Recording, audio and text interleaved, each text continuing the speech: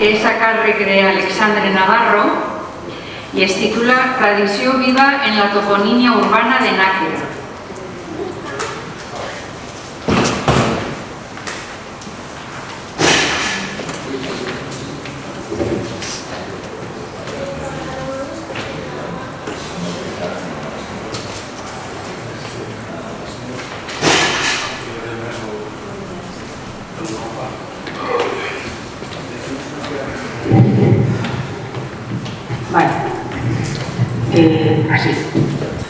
Mentre es busca Poli, vaig anar jo presentant Alexandre Navarro i Tomàs. Alexandre és llicenciat en Dret i màster en Gestió i Direcció de Centres Educatius. És catedràtic d'Ensenyament Secundari de l'especialitat de Geografia i Història. Ha estat professor associat al Departament de Lingüística Aplicada de la Universitat Politècnica de València i vicepresident de l'Institut d'Estudis Comarcals del Camp de Túria. Ha publicat estudis sobre toponímia rural i sobre la sanitat local, a més de nombrosos llibres de poesia. Becat per l'ABL per a l'estudi de la toponímia històrica, ha estat col·laborador com a crític literari en les revistes El Temps, Vice, Caràcters i Lletres Valencianes, així com en el periòdic Levante NT. Alexandre, com vulguis. Bona vesprada. Estava intentant lluitar en el mapa, però no pareix ser que puc fer-me en ell. Bé, l'objecte de la meva comunicació és donar a conèixer un poquet el que és la toponímia urbana de Nàquera. Ja fa molts anys vaig publicar a l'Institut d'Estudis Comarcals, tingué a haver publicat un estudi sobre la toponímia rural de Nàquera, que la vàrem l'any 1997, en aquelles primeres jornades. Vam recollir vora 500 topònims antics i moderns del terme municipal de Nàquera. Per aquestes segones jornades, 28 anys després, que se diu prompte, he fet un xicotet recull del que és la toponímia urbana, però no la històrica ni la passada, sinó a partir de la tradició viva, oral, entre les persones majors. A veure, les persones majors, que ningú s'ofenga, les considera persones nascudes abans de 1960. Hem enquestat, hem preguntat per veure cadascú com li diu a cada carrer, a cada plaça, a cada punt determinat del poble. D'acord? Així tenim un xicot del problema quan parlem de la tradició oral, perquè la tradició oral actualment ja no és pura, perquè ja hi ha molta gent que ha llegit, que ha contat, que ha contrastat fonts històriques. Sí, això és la plaça de dalt, però jo vaig llegir que això abans era la plaça del Castell, és a dir, fins que en punt la plaça del Castell ho saps tu perquè ho he llegit en un llibre de festes o perquè el teu avi t'ho va contar en algun moment dels anys 30. De tota manera, en les enquestes i quan he preguntat he intentat escatir si realment se tractava d'una tradició oral vinculada amb els avantpassats o es tractava d'una adquisició recent. A veure, el mapa que se veu bastant bé, així el nucli així per on estic girant el ratolí, ahí diu Parròquia Nostra Senyora de l'Encarnació, l'Església de la Mare de Déu. Això és el nucli. Me sentiu bé? Si parla així? Sí? Tots i totes? Molt bé. El nucli del poble és este. Això d'ací dalt és la plaça de dalt. La plaça de dalt perquè és el punt més elevat del poble. I aquest és l'epicentre espiritual i visual de la toponímia de Nàquera. Per què? Perquè tots els topònims que indiquen que estan darrere de sols s'expliquen des d'aquest punt. Per exemple, tenim l'horta de darrere del forn, que està d'ací, i sols s'explica que està darrere del forn està així, des d'aquest punt. Tenim la partida de darrere de l'ermita, que està per així, i sols s'explica des d'aquest punt que està realment darrere de l'ermita. Per tant, la plaça de dalt, el punt més elevat del poble. Això és el nucli. Però bé, en Nàquera tenim el poble, però també tenim el barri. Hi ha diverses grans zones de la localitat. Comencem pel principi. El poble, els que coneixeu Nàquera, i si no la coneixeu, quan heu passat del pont per antonomàsia, del gran pont del segle XIX, que travessa el barranc de Nàquera cap al nord, això és el poble. I del pont cap a València és el barrio. La denominació de barrio existeix en moltes altres localitats, a Serra, per exemple, sense anar més lluny. La distinció és claríssima.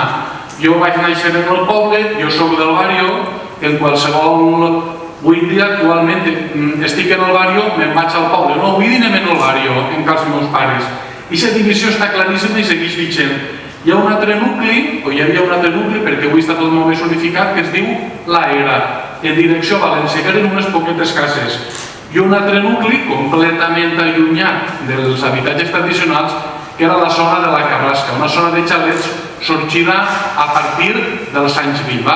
I això eren els 4 grans nuclis en els quals se dividia el casc urbà de Nàquera, per dir-ho d'alguna manera.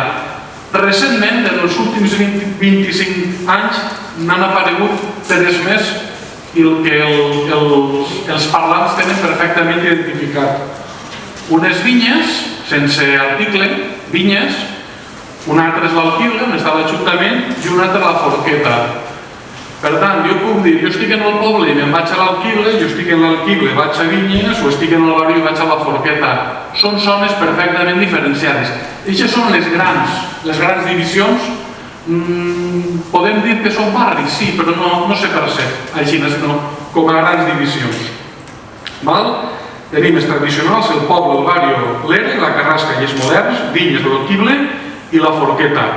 Els topònims tradicionals de Nàquera se desenvoluparien un poc com una ceba.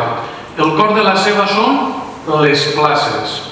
Les places com una unitat i com un conjunt. Si mireu el ratolí, aquest ratolí està posseït i fa el que li dona la gana. S'allunya i se'n va.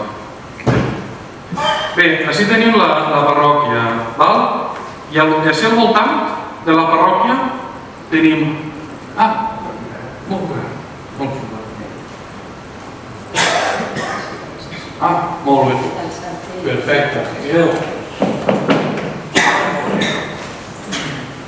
Això, esta és la plaça de l'església, la plaça de dalt i la plaça del Pou. Aquestes 3 places formen un triangle, que és el nucli del poble antic.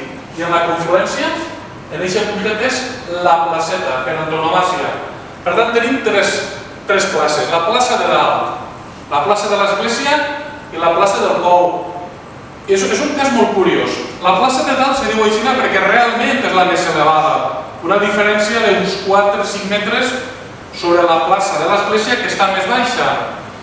La plaça de dalt sí que hi ha alguns informants que per tradició oral saben que és la plaça de dalt, però vostè és abuelo o ha sentit dir que sigui d'alguna manera. Algunes persones diuen això abans era la plaça del castell. Sí que ho saben.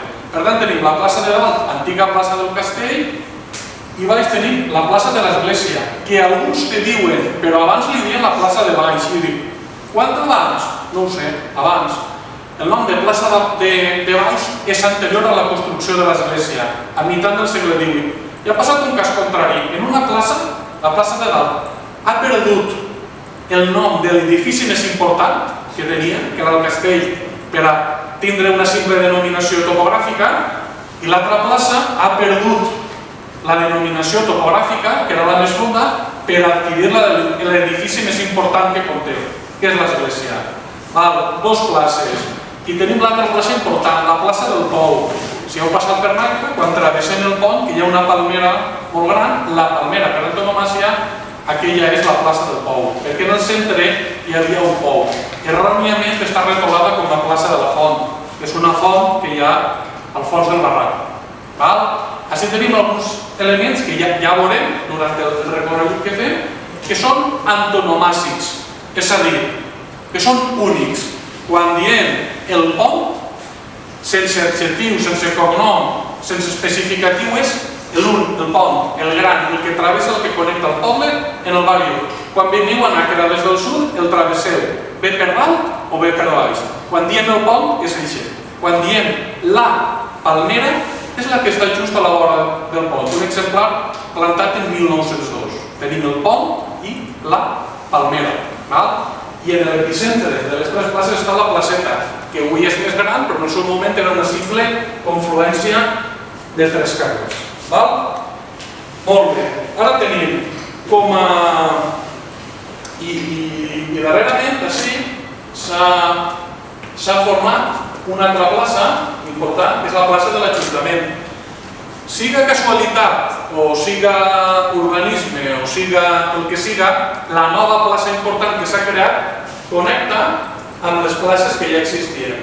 Per tant, en lloc de ser un sistema de 2 places, és un sistema de 4 places, que tradicionalment ha sigut el lloc important, el lloc rellevant i el lloc especial, on estava el castell barra casa de la senyoria, on se construïa l'antic ajuntament, on estava la primera església cristiana, on estava la segona església cristiana, i el nou ajuntament s'ha construït el més a prop possible d'aquest sistema de places. També tenim així la primera sucursal bancària. Tot això que ens indica que era un lloc que d'alguna manera se considerava el centre. Passem als... Després de les places tenim els plans. Tenim el pla de Fossar i el pla de la Bassa. Quina diferència hem detectat entre la plaça i el Fossar? La plaça, el que dèiem en Nàquera, sol tindre una forma més arredonida o més quadrada, en canvi el pla és rectangular. El pla de Fossar el tenim així. Això és la corba de Polo i en quant això que apareix així tot urbanitzat, tot això és el pla de Fossar. Si algú coneix Nàquera sap on està el Bar Sol, Bar Pinar, Grisa Rural. És una plaça rectangular que té una orientació molt clara. És el solar de l'antiga mesquita després d'esser esdevinguda església cristiana. En ús com a temple fins a mitjans del segle XVIII, que és quan se construeix l'actual, i que continua com a fossar o cementeri fins 1814. En la memòria oral ha perdurat el seu ús com a lloc de soterrament.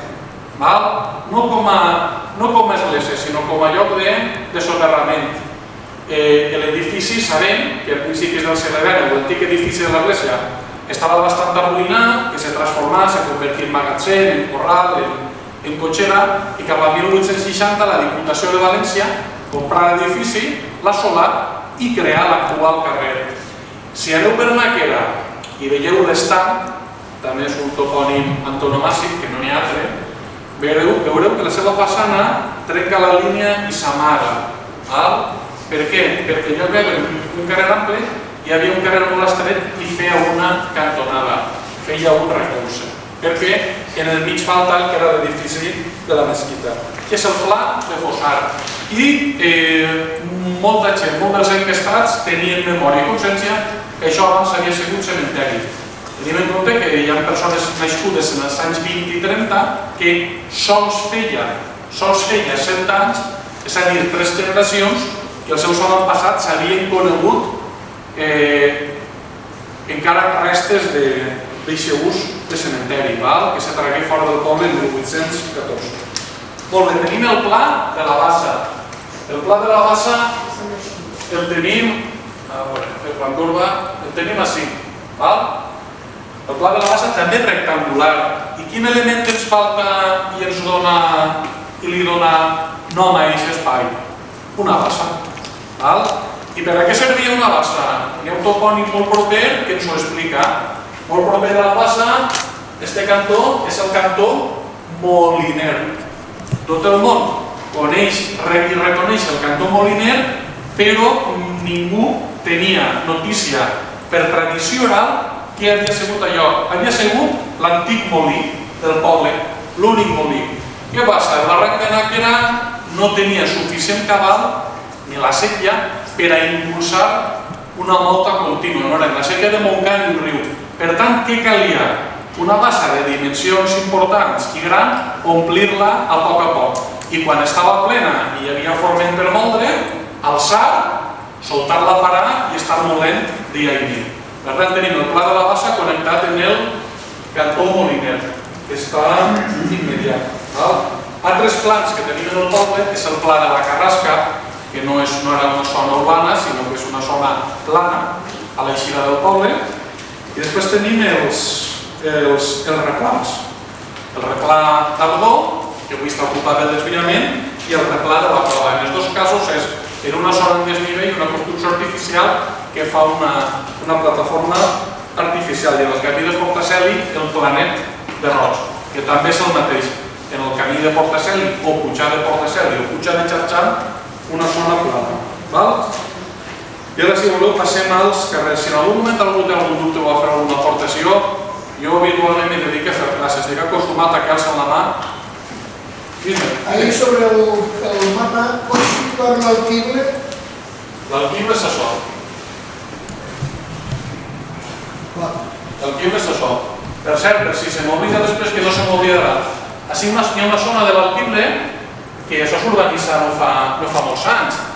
I la normativa urbanística ho deixa com a sòl dotacional i no es construeix com una mena de plaça, igual que tenim així davant, però sense cap element de mobiliari urbà.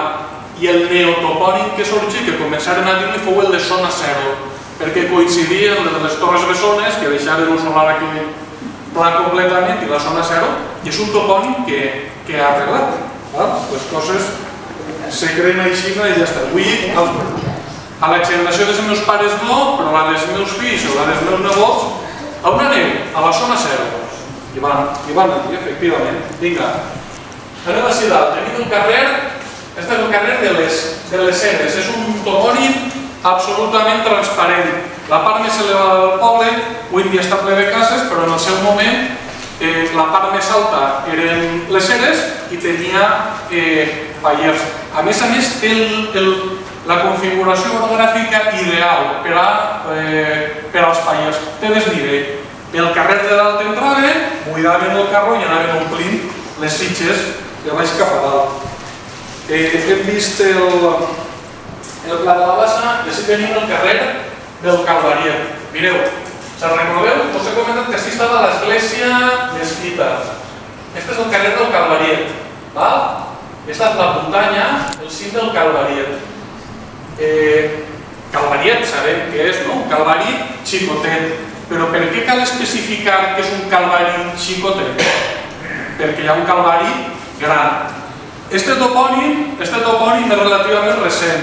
Històricament era el carrer del Calvari, però ara fa uns 130 anys s'ha construït el Calvari, per antonomàsia. Un calvari gran, en condicions, com Déu mana, en casetes exemptes, molt visible, que se veu en l'ermita. I aleshores, en aquest carrer, que hi havia un calvari, com en molts altres llocs, els taulellets en les parets de les cases a dreta i a esquerra, se queda xicotet, per tant, encara existia, però se convertia en el germà xicotet del Calvari, per tant, era el Calvariet. Però aquest Calvariet té més corda. Fixeu-vos en aquesta muntanya, el carrer del Calvariet, i així és de la porta de l'església de la mesquita, i és el carrer amunt, franquejat, i dalt hi havia una creu més gran. Aquesta creu finalitzava el Calvari, però a més tenia un altre sentit. Mireu, així està el Calvariet. Així, això és la rotonda de Vinyes, i així s'on s'ajunta la carretera vella de Nàquera Serra en el desviament nou. Això és la carretera que va a Portaceli. Més o menys per així, a principis del segle XIX, encara existia una creu, li diuen la Creu Blanca, partida de la Creu Blanca. Avui dia és un topònim absolutament desaparegut. Què vol dir? Que devia haver una creu, evidentment, de pedra blanca. I ara una pregunta, a veure si algú sap, que imagina, si jo als alumnes els dic, si sabeu aquesta pregunta, us fico un reconeixement positiu, però no us ficar un reconeixement positiu. S'heu de conformar la satisfacció. Així tenim una creu, ahí tenim una altra creu. Sabeu què hi ha en tota aquesta zona? Ara no, fa 100 anys, fa 200, fa 300, 400... El cementeri islàmic, efectivament. Per tant, és possible que els repobladors, que eren perfectament conscients del que hi havia allí, al segle XVII decidiren cristianitzar aquell espai que estava ple dels cadàvers de moriscos, dels infidels, primer el Calvari i i després una greu per accidental, igual que se fa, per exemple, en llocs que han hagut morts violentes, en camps de batalla, etc. Per tant, el topònim del Calvariet té molt de rastre darrere. Així tenim el carrer de la Mina o de la Ulla. Aquest edifici és l'edifici de l'obra social femenina, un sindicat catòlic d'obreres del tèxtil, popularment conegut com a sindicat de la Ulla. Per tant, era el carrer de la Ulla. Així baix tenim el carrer de la Botigueta, que és aquest carrer llarg. Així al cantó hi havia una botigueta. Tornem a la qüestió del topònim. Per què diem botigueta? Perquè hi ha una botiga major. En Nac era la botiga. La botiga, jo encara la coneguda de xicotet en funcionament, era l'hereva directa del monopoli feudal, l'única botiga que podia haver, que estava on? Enfront del castell. La teníem així, així estava la botiga, i en algun moment determinant s'obri la botigueta. I tenim aquest ret, Calvari, Calvariet, botiga, botigueta. Així tenim el carrer, tot aquest és el carrer de la Pilota, que és el nou carrer, per cert. I passa un fenomen molt curiós, estem parlant sempre dels veïns i veïnes de més edat. Avui en dia molta gent ja no capta. El carrer té tres trams. El primer carrer, la primera part del carrer, és conegut com a carrer de la Pilota, sense pal·liatius. Tot cases isolats establerts des de primeries del 18 fins a mitjans del 19 o molt tardar. Aquesta zona d'ací, que s'urbanitza a partir dels anys 60, és conegut com les Pedres Segueres, el nom de la partida. I l'última part del carrer, Barranquer de Caina. Encara que oficialment tot és el carrer Mossèn Vicente Cabo, a nivell popular té tres noms, en una precisió absoluta. Carrer de la Pilota. Després, així tenim aquest és el carrer del Raval, també un topònim molt transparent. El carrer del Raval quedava fora del nucli, més antic, no més antic, sinó el nucli que estava tancat per barreres, tancat per murs del poble, part exterior. Després tenim el carreró del Forn, que està així, que és el carreró que donava al forn, a l'únic forn que hi havia, que també estava integrat en el castell. Ara tenim el topònim carreró de les escoles. Històricament les escoles estaven així, en els baixos de l'Ajuntament. Per tant, per a la gent major, si diem el carrer o carreró de les escoles, se referiran a un espai a prop de l'antic Ajuntament, davant de l'església, que avui ja no existeix perquè s'ha assolat l'edifici, s'ha desfigurat. Però per a la gent més jove, el carrer de les escoles on és? On ara realment estan les escoles, que tot el món que és jove sap on està. Això és un topònim traslladat. El de carreró de les escoles, centre històric, està en vies de desaparició. Així també tenim, vaig deixar-vos per l'últim, un carrer que està i que no està. També tenim així el carrer de l'Horta, és el carrer que desemboca al nord en l'Alquible, antiga Horta de l'Alquible. Era un carrer que anava directament de la placeta i s'abocava a l'Horta, no anava a cap altre lloc de més. Carrer del Pinar, que és aquest carrer que puja a la muntanya del Pinar, el carrer del mig, mireu, aquest és el carrer del mig. I aquest és el carrer, que no apareix ahir, no sé per què, de Sant Francesc. Carrer del Pinar 1, així. El carrer de Sant Francesc a l'altra banda. I aquest carrer és el carrer del mig. També és transparent. A veure, el cas del carrer de Sant Francesc, que és este d'ací, que no sé per què no apareix. El carrer de Sant Francesc és una via que puja des del barranc i arriba fins ací. És on està l'ermita. Els veïns de més edat distingeixen entre carrer de Sant Francesc, que era la part que estava urbanitzada, i camí o pujar de l'ermita, que era la part que estava lliure, que pujava entre camps. De fet, quan jo era xicotet encara s'escoltava una cançó que parlava que per el camí de l'ermita, hi ha algú que se la sàpia? Baixava un correguet. perfecte. Jo de xicotet tot era mirar el camí de l'ermita, però no baixava un borrego ni per descomptar ni les patetes roges ni la boca un clar de llet, però el topònim era clar. Avui hi ha percepció que en lloc de ser un camí de l'ermita, quan s'urbanitza passa a ser considerat una puja. I tenim la puja de l'ermita flanquejada de la esquerra per edificacions i el que abans era el camí dels Trencalls, avui també està sembrat d'edificacions i és la puja dels Trencalls. És interessant veure com el topònim camí desapareix i se converteix en pujada. Ens queda això, camí de Sant Francesc que l'han vist, carrer del mig, del Pinari, de l'Horta. I ara tenim pujades i baixades, que en Nàquera haurien de ser més abundants. Tenim la pujada dels Trencalls, la pujada de l'ermita, la baixada que va a la plaça del Pou i la baixada de la Font. La pujada de Xerxam també és coneguda com a camí de Portaceli. Encara que s'escolta més el camí de Portaceli com a partida i la pujada és, o camí de Xerxam, no, pujada de Xerxam més l'itinerari. Passem perquè pareix que sols tenia 20 minutets a lleugereix.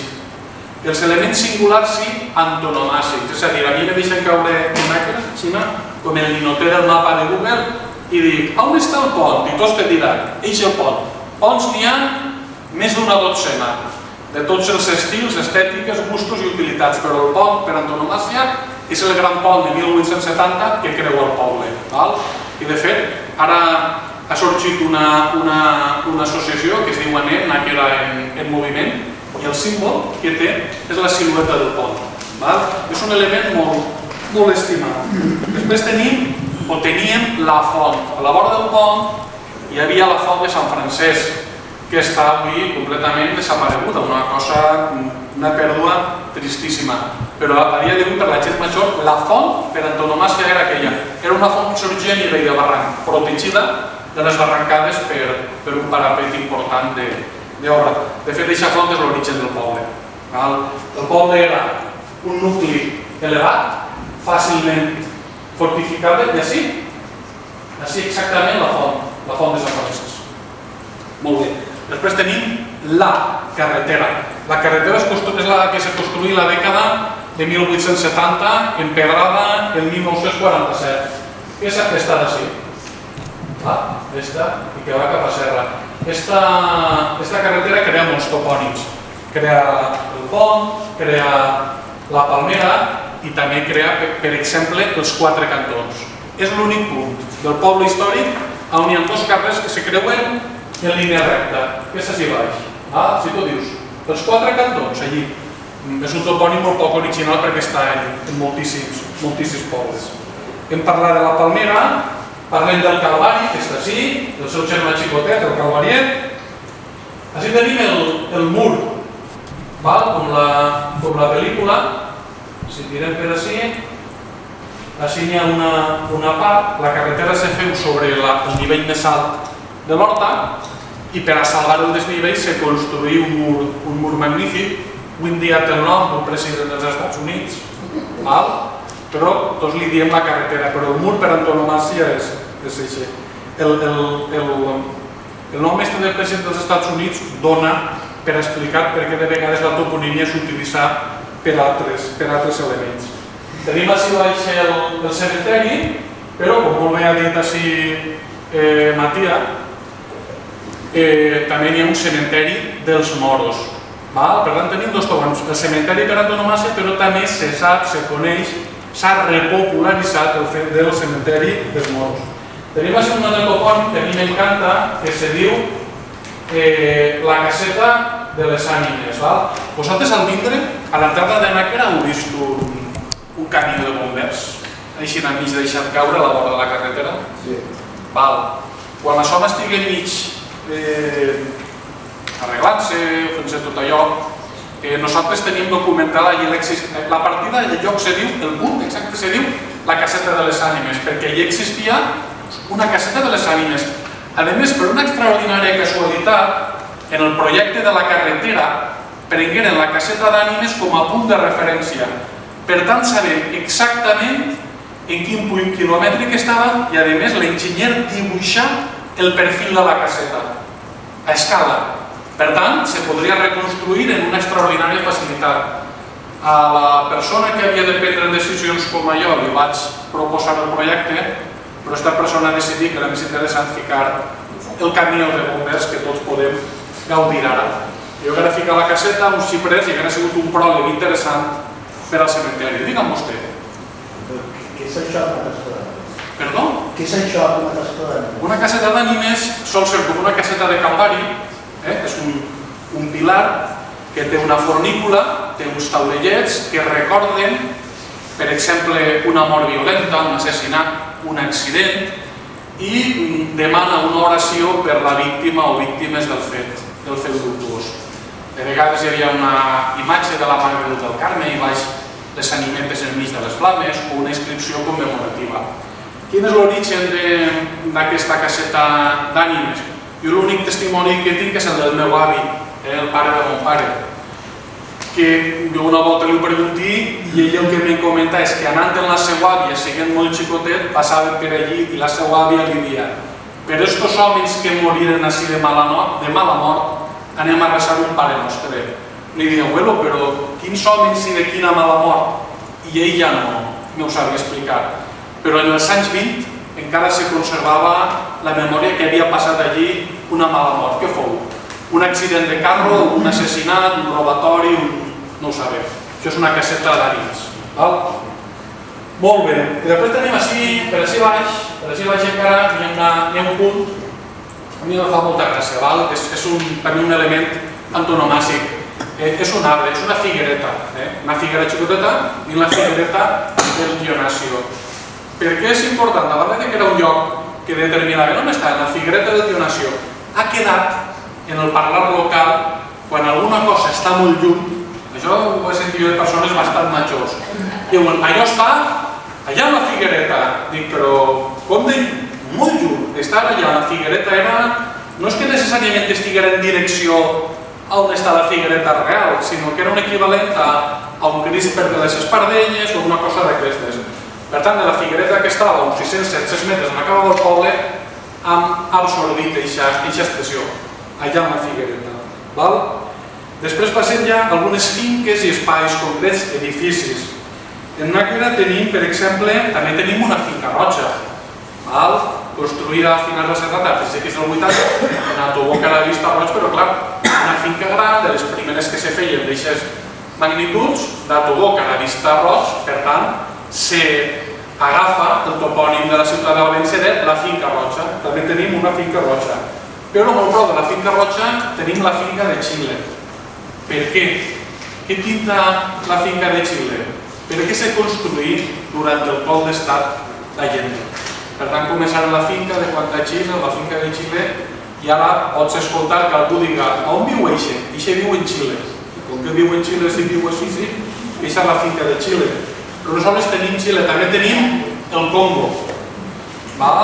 És una zona, n'hi ha molt de nivell, és una zona que s'urbanitza al final del carrer del Pinar quant a la guerra del Congo i quant a la descolonització, i aleshores se li queda la finca del Congo.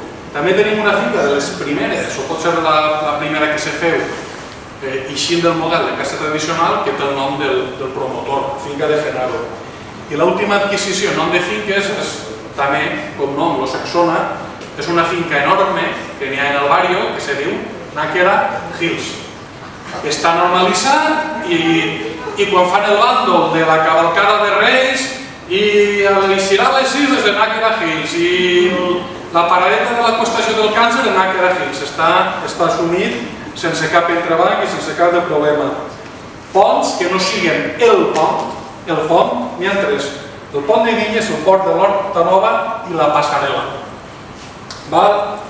Seguim amb les escales, en tenim unes quantes. Mireu, a la vora del pont este magnífic, hi ha una escala lateral de pedra per a baixar al barranc, l'escala del pont. Tenim en el carrer del mig, aquests que tenim així, com la carretera. La carretera trenca tots els grups de cases, passa pel mig, crea un desnivell, i aleshores, per salvar el desnivell del carrer, se feu una escala de Rodeno. L'última reforma fou el 1941. Les escales del carrer del mig. En el carrer del Raval també tenim escales de Rodeno, en el carrer del Collao també.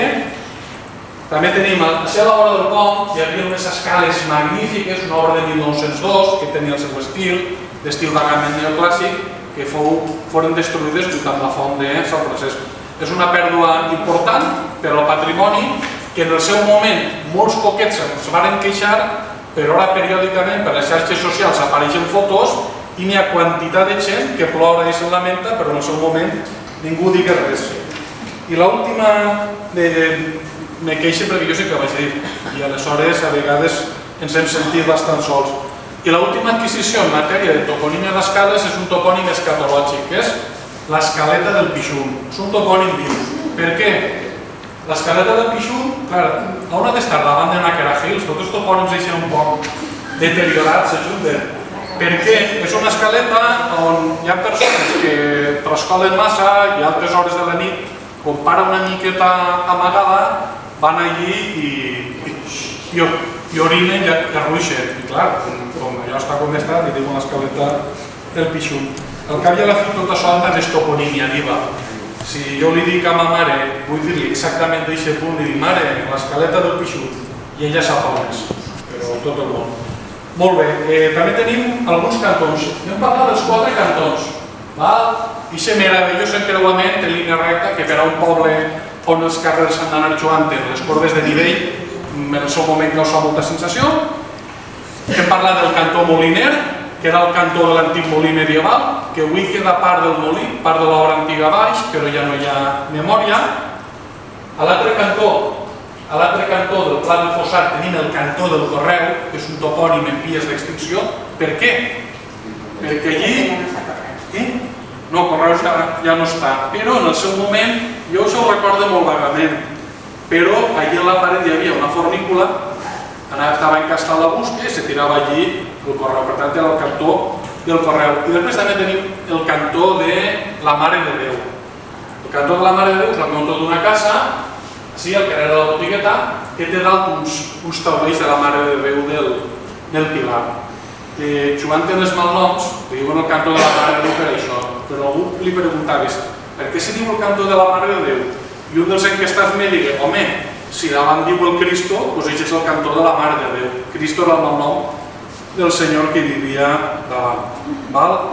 I en principi, no sé si he complit en l'horari. Bé, teniu alguna pregunta, dubte, misteri? Senyor Pep Segura. Ai, m'han deixat la corba de polo. La corba de polo és esta. És que és una de les poques corbes que tenen nom propi. És una corba magnífica, molt ben traçada i en un desnivell constant. Els enginyers del segle XIX tenim una pulcritud meravellosa per a les inclinacions. I amb això crec que acabem. Pep. Pensa que hi ha una omissió en la toponímia urbana de Náquera que me fa pensar que hi ha un topònim que és una aberració castellana com seria el Barrio, perquè no he sentit parlar en cap moment del Raval. No n'hi ha un Raval en aquest? Sí, parlen del carrer del Raval. No ho he sentit. El Raval el tenim així, el Raval i el Barrio és tot això.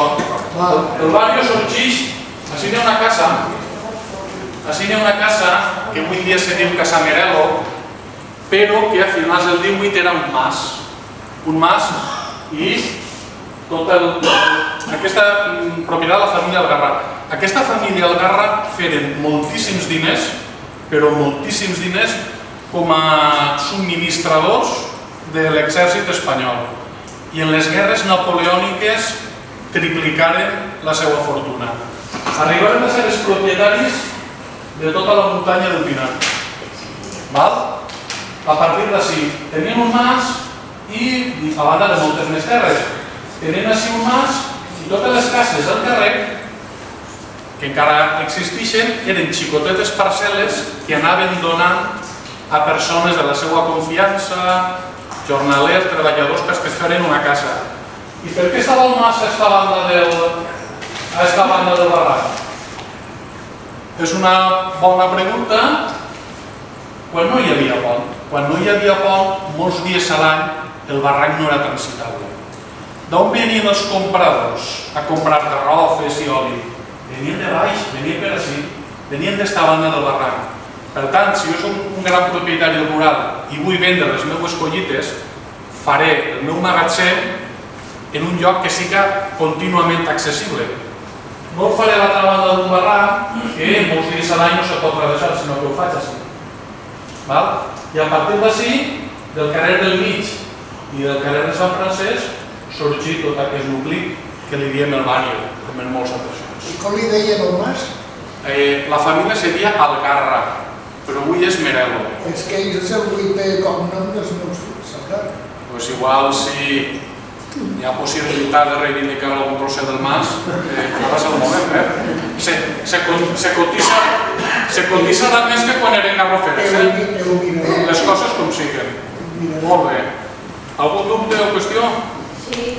Yo podría saber, la palmera que existe en el pont es la que està tota la vida que jo conec? Sí. És la mateixa? Sí, probablement, tu segur. Ton pare, que era el meu abuelo, ell també coneixia que era la mateixa. O sigui, aquesta palmera que entra... Probablement se plantà en 1902. Però jo conec la font. Sí. Que és quan s'ha jardinat tota aquella zona, en 1902, i és molt interessant perquè quan se feu l'ajardinament consta que al fer l'escala queda soterrat baix un arc molt antic. Probablement seria el portal de València de la xicoteta tanca que tindria el poble. Però això és la palmera. De fet, n'hi ha un detall molt interessant. Si aneu a anar que era la palmera està així, se veu molt bé. Veureu que a mitjana d'altura té dos mossos. I tu dius, que estrany, que en el tronc hi han fet dos buidatges. Abans el pont tenia una altra configuració i les baranes del pont se feren en 1941. La palmera ja tenia 39 anys. Per tant, hagueren de retallar un poquet el tronc per a poder fer les baranes, perquè si no la palmera tocava en la barana i haguera pogut tirar-la. Però la palmera ha superat el pont i tot.